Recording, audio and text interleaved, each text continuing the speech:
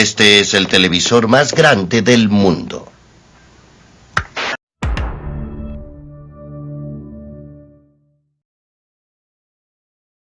La acrofobia es un temor intenso e irracional que sienten algunas personas a las alturas. Su término viene del griego acra, que significa altura, y fobia, que significa miedo. Puede ocurrir en situaciones de peligro, pero también en situaciones seguras o incluso en la propia imaginación de las personas, solo con pensarlo. Entre el 5 y el 10% de la población lo padece. Generalidades. En la primera generalidad tenemos que las fobias comienzan a desarrollarse a los 13 años de media y muchas personas sufren de ellas sin saberlo.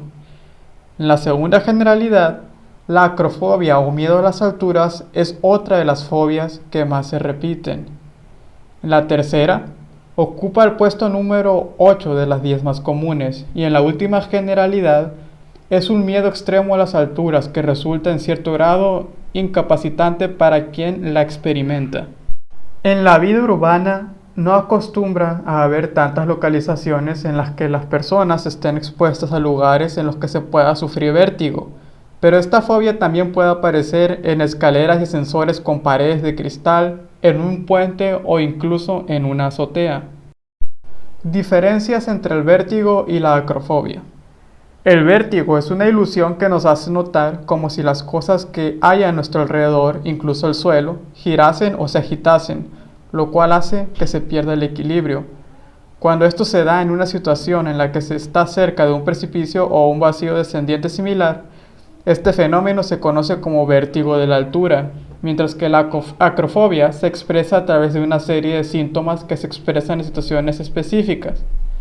Además, muchos de estos síntomas son compartidos con el resto de los miedos patológicos, siendo la fuente del miedo o desencadenante lo que más varía. ¿Existe algún tratamiento para esta fobia? El miedo a las alturas patológico puede ser tratado mediante la intervención psicológica. Las terapias cognitivo-conductuales son las que más eficacia han demostrado en ese sentido. Origen. Un estudio publicado en la revista Psychology Science afirma que la clave está en la locomoción, es decir, en la acción que se realiza al trasladarse de un punto a otro. La visión periférica juega un papel muy importante en el desarrollo del miedo a las alturas. Después de haber hecho experimentos con bebés que gateaban y con otros que todavía no habían aprendido, un elemento fundamental en este aspecto, según la investigación, es la propiocepción, que se define como la percepción visual que tiene el individuo de su propio movimiento. Pruebas. Número 1. Introducir a los pequeños que no gateaban en go-karts que el equipo manejaba con un control similar a los de juegos eléctricos. Después de estar expuestos a esa actividad durante 3 semanas, los bebés fueron colocados en el borde de una superficie de poco más de 1 metro de altura. ¿Cuáles fueron los resultados? El latido del corazón de sus infantes se incrementó a 5 por segundo, lo que sugiere que estaban ansiosos.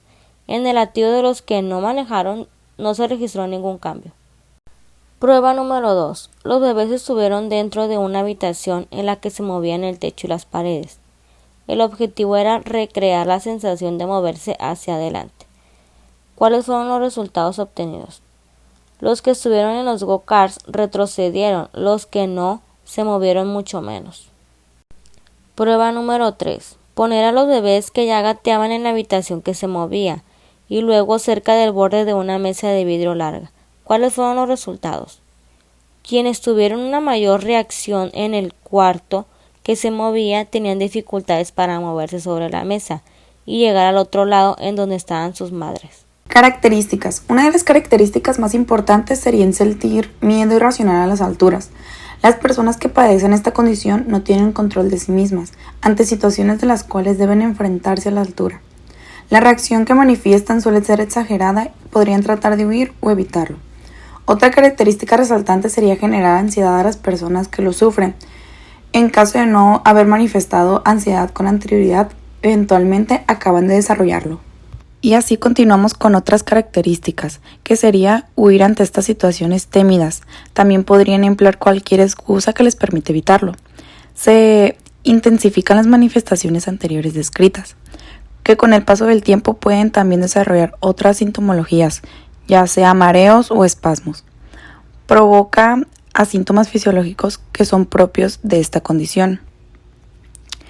Trata de evitar pensar en estas situaciones. Cualquier indicio que les indique estar tratando el tema de la altura rápidamente comienza a sentir síntomas de miedo. El vértigo siempre se relaciona con la altura, así que es común esta situación de inseguridad, lo cual describe el miedo a precipitarse al vacío. Suele generar patrones de pensamientos negativos que son un claro indicio de la inseguridad y miedo al caer. Además de los síntomas psicológicos, también los acrofóbicos se ven en una situación de desnivel o de pérdida de equilibrio. Aparecen también los indicios fisiológicos, como de que el pánico se apodera de ellos. Algunos de ellos son, a niveles fisiológicos, sería la taquicardia, palpitaciones, sudoración, tensión muscular, nerviosismo, náuseas, sequedad de boca, agitación interna, reducción de la presión arterial, dolor en el pecho, dificultad para respirar, sensación de mareo, náusea, vértigo, etc. Y ahora a nivel cognitivo y emocional sería la ansiedad, los pensamientos catastróficos relacionados con las caídas o la muerte, la ansiedad anticipatoria, miedo, pánico, autoestima de la persona, sensaciones de pérdida de control, los impulsos de huida, preocupaciones, miedo social, entre otras. Y a nivel conductual sería evitando situaciones de altura como precipicios, miradores, puentes, deportes de altura, etc. En niños pueden manifestarse con rabietas, llanto incontrolado o quedándose paralizados. Los principales síntomas explicados: la agitación y la tensión muscular, que son el miedo a las alturas que resulta incapacitante, que se expresa a través de un estado de tensión muscular que hace que todo el cuerpo se agite con temblores. Esto se produce porque el sistema nervioso simpático está muy activado, haciendo que las fibras musculares reciban más señales de activación para que estén preparadas para reaccionar con rapidez. La ansiedad es la anticipación de accidentes y desgracias a causa de la presencia de precipicio, que hace que aparezca la ansiedad en un estado de activación fisiológico y cognitiva, en la que todo el foco de atención se concentra en los posibles peligros.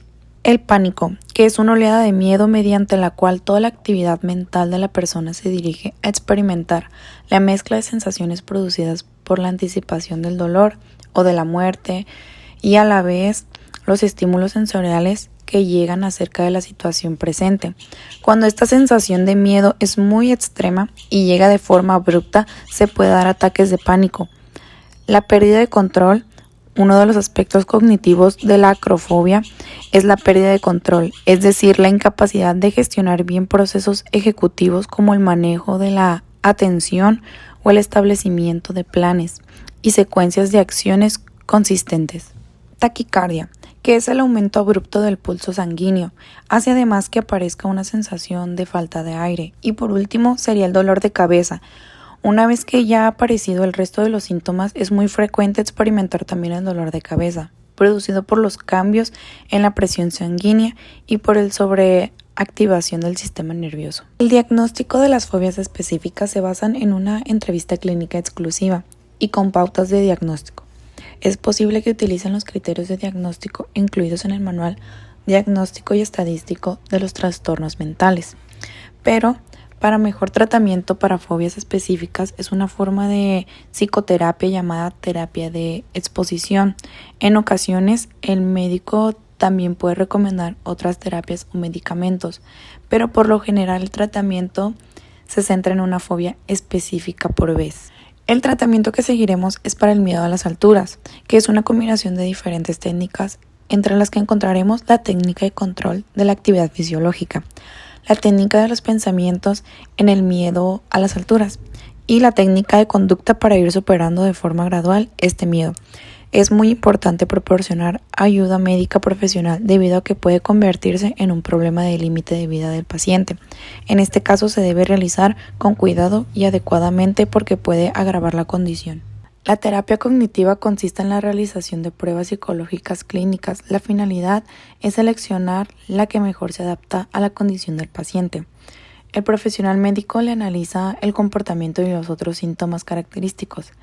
El terapeuta puede ayudar al acrofóbico a profundizar en los motivos de su miedo y le invita a racionalizarlos. Se le hace comprender que no hay motivos reales para tener miedo por su vida por el mero hecho de encontrarse en un lugar elevado. La terapia cognitiva suele combinarse con técnicas conductuales en las cuales el paciente se enfrenta a su fobia en situaciones reales y se logran resultados similares. En este caso es muy importante hacer que los pacientes enfrenten la fobia en situaciones reales. Eventualmente él deberá acostumbrarse en que en determinados momentos no podrá evitarlo. Modalidades de la terapia conductual. Desestabilización sistemática. Se somete al paciente a sus miedos de manera gradual. Inundación, que significa que es más directa, donde someten al paciente a un contexto en el que puede ser atemorizado, como por ejemplo subir a la azotea de un rascacielos. La realidad virtual, que en los últimos años se han llevado a cabo investigaciones que defienden la validez de la realidad virtual para tratar la acrofobia. Y por último, la técnica de relajación. Con aquellas, los acrofóbicos aprenden a controlar su estrés cuando se encuentran en la tesitura que le causa inquietud. Esta puede incluir ejercicios de respiración, meditación o distensión de los músculos. Causas. Estudios recientes asocian la acrofobia con el oído interno y el sentido del equilibrio, por lo que nuestro sentido del equilibrio integra sensaciones propioceptivas y vestibulares con señales visuales. Cabe destacar que el miedo no solo se activa cuando estamos a cierta altura o cuando lo imaginamos. También nuestra posición en esa altura tiene mucho que ver. Y también que no todos tenemos las mismas sensaciones ante un abismo estando de pie, sentados o ya sea estirados. Existen diversos factores que pueden desarrollar esta fobia. Por ejemplo, tras una experiencia negativa relacionada con las alturas. Aunque esto ocurre en muy pocos casos, a veces incluso son los padres los que pueden transmitir el miedo al niño. Otras causas apuntan a una deficiente integración de la información que recibimos proveniente de nuestra visión periférica, la cual es fundamental para el sentido del equilibrio. También están los sesgos cognitivos, que es cuando una persona que tiende a pensar mucho en un peligro potencial desarrolla una sensación de miedo, y cuanto más incida sobre ello, más miedo tendrá, incluso si no está presente la situación de altura o desnivel. Al igual que se puede presentar por experiencias anteriores. Haber tenido un percance con las alturas hace que la sensación del miedo que se tuvo en esa ocasión aparezca cuando la persona sienta que esa situación pueda volver a darse. Lo que hace esto es magnificar la posibilidad de que vuelva a ocurrir y por tanto sus posibles consecuencias. Otra es por cuadros de vértigo. El vértigo es una disfunción del sistema del equilibrio que está localizado en el oído. Esta disfunción hace que la persona no confíe en su sentido natural del equilibrio. Otra posibilidad es la autosugestión, la cual consiste en que el propio individuo piense en que finalmente está a una gran altura. Cuando se piensa constantemente en una misma idea, finalmente comienza a creerse en la misma. Y es probable que en estos casos, al saberse cuáles son las consecuencias de caer, se sienta impotencia al no poder cambiar las mismas en caso de ocurrir un accidente. Tomando en consideración la hipótesis anterior, también se debe tomar en cuenta el propio instinto de supervivencia. Es decir, es una fobia que puede desarrollarse a partir de este mismo instinto, pero generándose reacciones exageradas. La locomoción hace referencia a la visión periférica, la cual nos permite movernos dentro de un espacio. Esta habilidad puede verse comprometida en algunas personas, por lo que al tener un déficit de esta en la visión, podría ser la causa de comenzar a sentir esta fobia. Y en cuanto a la herencia genética, es una de las posibles causas en ciertos pacientes, ya que los padres pueden transmitir a sus hijos información biológica que los hará cero propensos a desarrollar esta condición. Pero esta propuesta suele tener detractores debido a que aún se encuentra en fase de estudio, lo cual significa que todavía no se cuenta con pruebas suficientes que puedan respaldar esta suposición. Hasta ahora se manejan distintas hipótesis que podrían describir cuál es el origen de desarrollo de esta condición. Sin embargo, los psicólogos coinciden en afirmar que en la mayoría de los casos comienza a partir de un evento traumático y que el gran impacto que genera en los pacientes eventualmente hace que devenga en el padecimiento de la fobia. Consecuencias. En general, las personas que tienen miedo a las alturas evitan situaciones en las que tengan que exponerse a estas, como pueden ser miradores, elevadores, puentes, hacer deporte en altura o acantilados. En casos más extremos puede ser un miedo que dificulte la vida cotidiana, puesto que puede afectar a situaciones tan comunes como subirse a un ascensor, subir escaleras, asomarse a balcones o estar en edificios altos, por lo que puede reducir drásticamente las actividades del día al día, llegando incluso en algunos casos a no poder salir de la casa. Este tipo de situaciones al mismo tiempo provocan que la persona tenga una sensación de incapacidad o inadecuación, puesto que ven que otras personas pueden hacer estas actividades sin ningún temor, por lo que su autoestima se ve deteriorada. Las personas que sufren acrofobia no se limitan a solamente tener una simple sensación de vértigo, sino que también experimentan pánico. En ese momento pueden sentirse mareados, comenzar a sudar profundamente, experimentar náuseas, sentir palpitaciones, temblores, sequedad en la boca y sufrir una disminución repentina de la presión arterial. Estas sensaciones no solo son muy desagradables, sino que también provocan mucho miedo y cuando llegan a ser muy intensas, la persona incluso teme a morir. Como ya se dijo, esta sensación de falta de control generalmente termina provocando daños en la autoestima, ya que la persona deja de confiar en sus capacidades. También suele generar profundos sentimientos de frustración que, a la larga, terminan afectando sus relaciones interpersonales.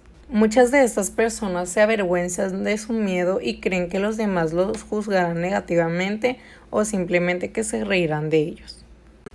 Superación. Se debe tener en cuenta que la acrofobia es una fobia perfectamente superable y la duración del proceso será en función de los recursos psicológicos de la persona, la cronicidad del problema o de si hay o no otros trastornos simultáneos. Las técnicas más utilizadas en el tratamiento son la desensibilización sistemática, las técnicas paradójicas, las técnicas cognitivas, la terapia implosiva, la hipnosis, las técnicas de relajación y las técnicas de conducta. Tratamiento de la acrofobia mediante la exposición. Las terapias cognitivo-conductuales son las que más eficacia han demostrado en ese sentido. En concreto, la exposición es muy utilizada tanto en esta como en otros tipos de fobia. La exposición implica enfrentarse a la fuente del miedo gradualmente, estableciendo objetivos simples y a corto plazo. Para hacer esto se puede ir físicamente a lugares elevados o utilizar el recurso de la realidad virtual. Cada vez que se supera un objetivo, como por ejemplo permanecer cerca de un precipicio durante 30 segundos, se pasa a una fase más complicada. De este modo se pasa por una serie de pruebas ordenadas jerárquicamente según su nivel de dificultad y los progresos se van acumulando.